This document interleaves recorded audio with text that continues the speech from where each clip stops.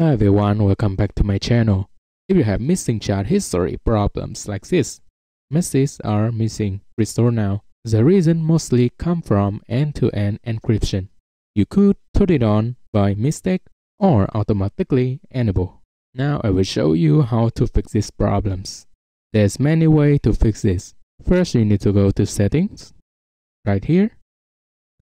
You need to go to privacy and safety. And then you click end-to-end encrypted chat. You see here message storage on. Now you need to turn off secure storage. You click turn off right here.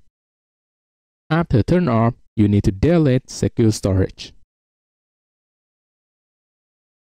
So basically we're done, but we have some addition step. You come back, you go to security alert. You go to manage security alert. You will turn off all the options here. Okay, and then you're back. Now you need to delete all the login you're not using in your account. I will delete some device here. Okay, after that, you go back. You go back again. Okay, now you click Save Website Browsing. You can turn it off. Okay, after you do all the steps, you're basically done. Now you can fix the missing chat history problems.